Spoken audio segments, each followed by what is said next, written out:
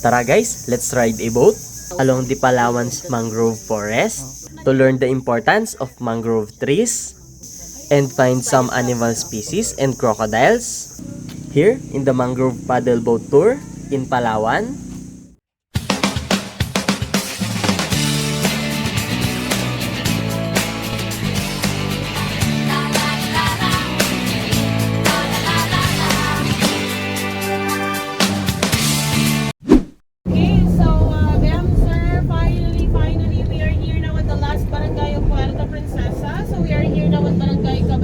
Yeah, dito na tayo. We are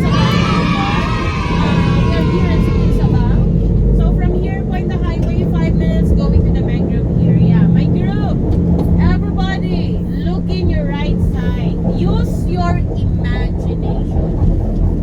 Okay? So everyone, make sure that's the St. Paul Mountain, or we call that your sleeping giant. Underneath of that mountain, located the underground river. Have you seen the nose?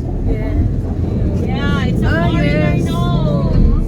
Like your nose, Team Lithuanian. Yeah, it's pointed. It's not Filipino nose. Filipino nose disappointed. So guys, andito na tayo sa Mangrove Paddleboat Tour. Sabang Mangrove Paddleboat Tour. Yeah. So guys, this is their entrance fee. 350 pesos per pax for the paddleboat tour. Meron din silang kayak every 2 p.m. Bird watching tour only in the morning. And they also have tree planting with certificate for only 50 pesos each. So guys, marami daw wildlife dito. So let's count how many wildlife we will see here in Mangrove Forest. Yeah. Alright, the boat is here. Yeah. Ay, dito pala tayo sa kabila. Yeah.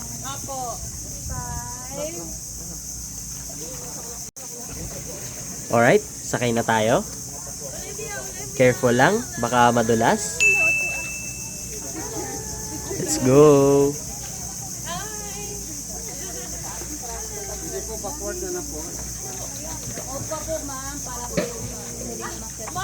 Good morning. Good morning. So my name is Jane, and our boat captain at the back is Romeo.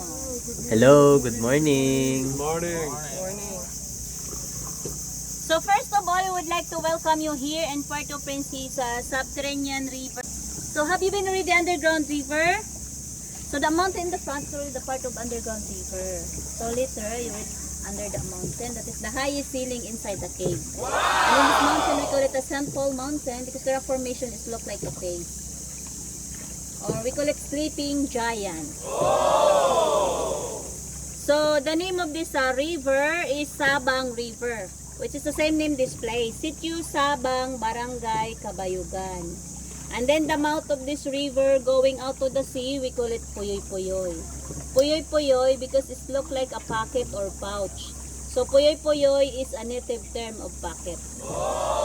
And then the water here is the same in underground river, brackish water. So it is a combination of salt water and fresh water. So we are affected in high tide and low tide. So now we are in the mid tide. So it's full high tide, the water at half meter high. So the water level now it's a 7 feet deep. And then the navigable of this river it's only 1.2 kilometers. Because after the 1.2 the river is too narrow or small. But the river is continue up to the mountain. So both sides of this river, all these trees are mangrove tree. These are mangrove tree. Mangrove or bakawan in local name. So mangrove tree is grow only the area with the brackish water or purely salt water. But in the fresh water in the land they cannot survive. So we have female mangrove, male mangrove, busain, and tabigi.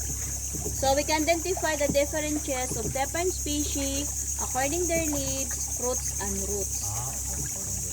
So in your right side, the leaves are small and pointed. That is a male mangrove. Bakawang lalaki in local name.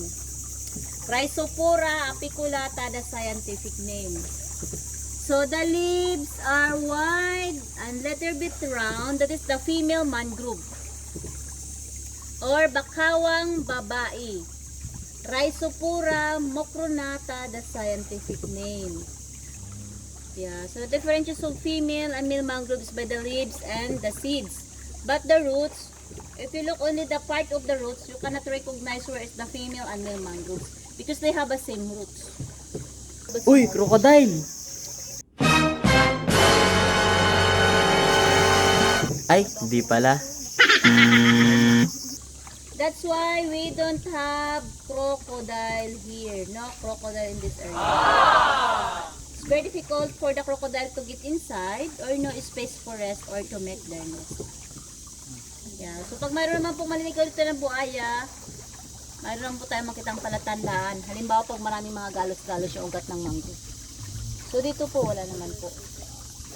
One po yun, sir. Agusan del Sur, sir, pero yung person po na lolong is from Palawan. So pinangalan po sa kanya yung lolong, ay yung buhaya na yun kasi siya po nag-design ng trap. Yung paghuli doon ng humuli sa buhaya. Pero yung person na lolong, patay na yun. So you want to see snake? We have snake here. Right there. There's a black and yellow stripe there. Oh. Behind this lead. Oh. Ayan. Hindi po siya natalon. They are nocturnal. Nocturnal snake. So now sleeping. Nighttime, active, swimming here in the water, hunt small fish for their food. Huwag kayong mag-alala, sir. Hindi basta-basta magigising. Hangover yan. Galing party. Snake we have here, sometimes we have also baby python snake and also king cobra. But the king cobra is not doing like this. They are awake and then they're swimming here in the water or crossing in the river. This is the youngest one. It's a fruit of tabigi tree, ma'am. It's another species of mangrove. Tabigi tree. So the bark is like a guava. Yeah, and then that is the fruit of tabigi tree. Xylocarpus granatum, the scientific name of the tree. And then look at the seeds of female mangrove right there. The green color like a stick.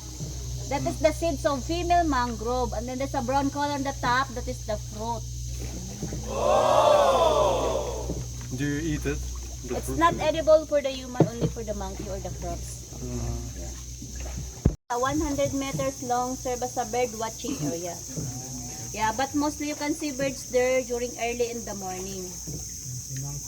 Yeah, but now it's so late for bird watching, monkey watching right now. Ano kayo dyan? Ha?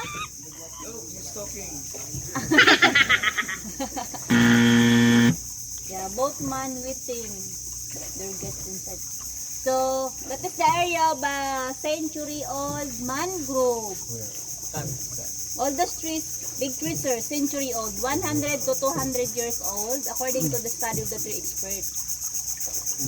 Yeah, but the estimate only, because if you want to know, the insect of the tree, you need to cut the trunk and then you count the ring inside. Yeah, the good rings. So, all these trees are natural. It's not planted by the people. So mangrove trees belong to the hardwood tree. So that's also used for building materials, furniture, and that is the first class charcoal before. But now it's not allowed to cut already, most especially inside the park. Even outside the park, if it is a mangrove, it's not allowed to cut. It's prohibited already. That is the female mangrove, wider leaves, female.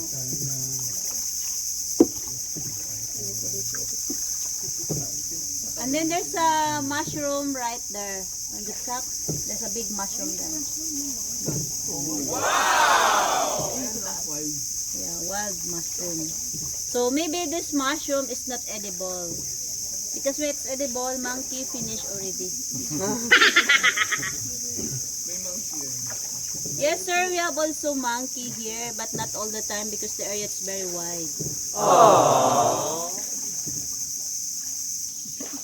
So there's a monitor lizard right there. There's a baby lizard. On the top. On the top of.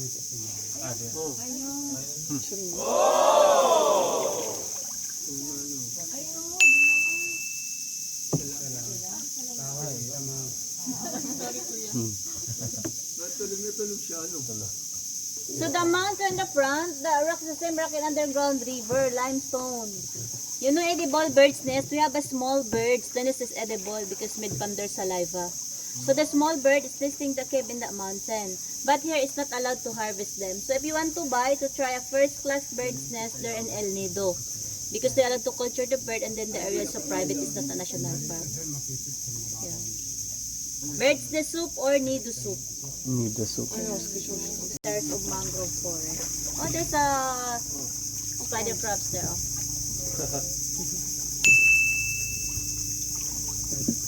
So we have a delicacy here. We call it tamelo, edible woodworm. So it looks like umbilical cord of the baby, but the taste is like oyster.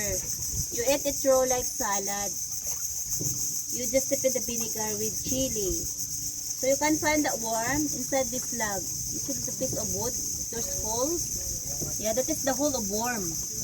How big the hole is also the size of worm they get inside. Big like that and like 24 inches long. Tamilo. So you need to cut the wood by axe and then the worm is inside. So if you want to try this worm, sometimes in the restaurant, doon po sa labas po, mayroon po nagbibinta doon ng worm. Tastes like oyster. We call it woodworm. Yeah, woodworm because inside the wood. But solid sa member of mollusk. Tsaka mas malinis pa po yan sa oyster kasi sa loob po siya ng puno ng mangrove. Dito po, hindi na po tayo makakuha ngayon kasi it's high tide. Pero pag low tide po, kumukuha po kami dito para makita po ng mga bisita. So, the importance of the roots of the mangrove, there is protection for the landslide or land erosion. Or serve as a screener for all sediments or garbage during days of flood or heavy rain. That's why the corals in Palawan are healthy. Because if no mangrove roots here, all the mud and garbage is washed out into the sea. So the corals is covered by the mud, it might die. That is a natural filter of the sea. The water level here during full low tide is 5 feet deep. That's also the amount of mud trapped by the roots. So imagine it's a 47 hectares of mangrove forest. And then the mangrove tree, it's also protection for the strong wind or the big wave. For example, if there's a tsunami and then there's a mangrove forest along the sea, so the mangrove tree block the pressure of the water. So destroy first the mangrove forest before reach the village. That's why not only our government here to encourage the people to protect the nature or preserve the nature. Also NGOs from the other country because according to them, Palawan is the last frontier of the Philippines. Wow! And then we need to protect the nature because nature can protect us also for the calamities.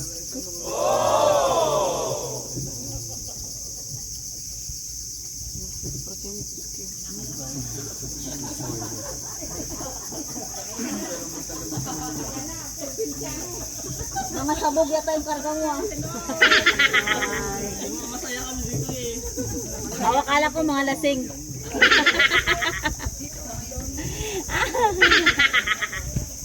Raw material for mechanitive sleeping mat, hat, and bags. We have pandan aroma, but it's a different one. This one is no aroma. It's not just for cooking. Yan po yung mga ginagawang banig. Yan po. Pero dito, bawal po mag-harvest ng mga wild pandan. Kasi nasa loob po tayo ng protected area. Ayun naman po yung vines na yun. Yun po yung rattan vines. Rattan. That is a raw material for make like basket or rattan furniture. But we have a lot of types of rattan, so that's a small one. Dito po bawal, pero pag may nakita po kayo nagbibinta sa labas na mga gawa sa rattan o wild pandan, yun po yung mga tribe people. Mayroon po kasi sila mga designated area, yung mga lupain nun, na pwede po sila mag-harvest doon. Isang aura naman dyan. Hello. Yeah, boy. Ano yan, yung parang ngayon? Ay, girl pala. And then before, there's an option going to underground river by boat or by walk. So that is the jungle trail. There's a small pathway there, right there. That is a jungle trail. Walking, going to underground river. So from here, it's 4 kilometers, 2 hours walking. Wow! Yeah, because if the weather is bad, the wave is so big, so all visitors going underground river, they walk. Because the motorways both are cancelled. But now, not yet open because the bridge still broken. Not fixed yet. Maybe next year. So during full low tide, the water here it's clear. You can see the bottom and a lot of fish. And in this area, you can see the big oyster. Where? When it's high tide, sir. But you need next month maybe. When it's full moon or new moon, that is the full high tide. Sometimes you can see stingrays, sea turtles, horseshoe crabs. Wow! Visitors, thank you very much for visit our place. I hope you enjoy.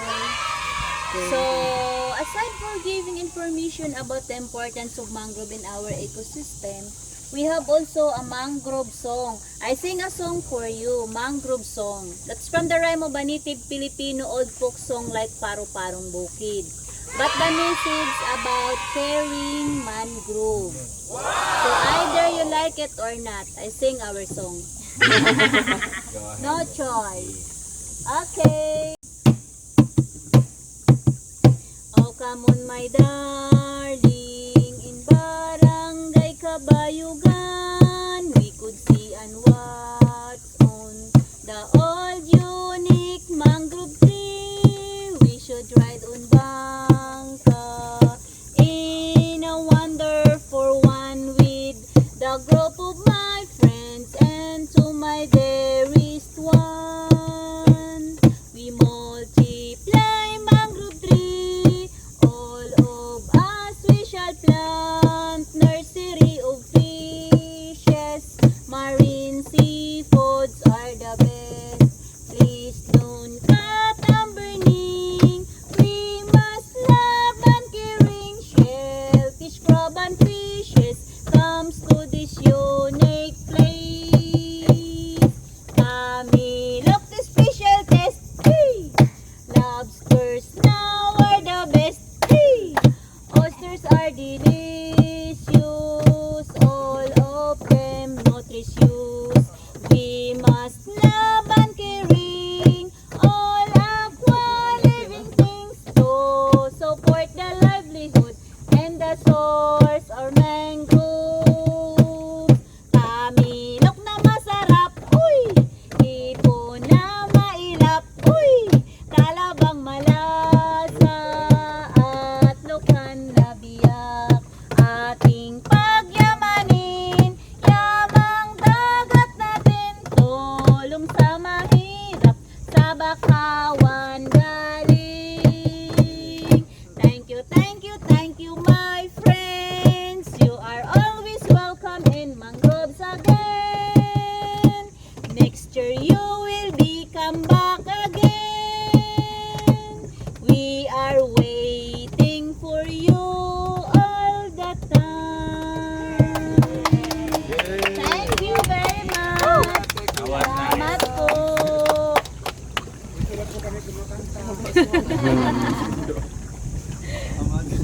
800 meters riding the cable going down. Alright, next up, Sabang Zipline. Yeah.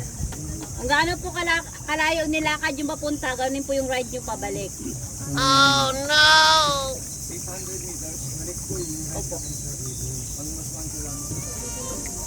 Thank you for watching, guys. Please like and subscribe for more travel vlogs here in Palawan. See you on part 3. Yeah.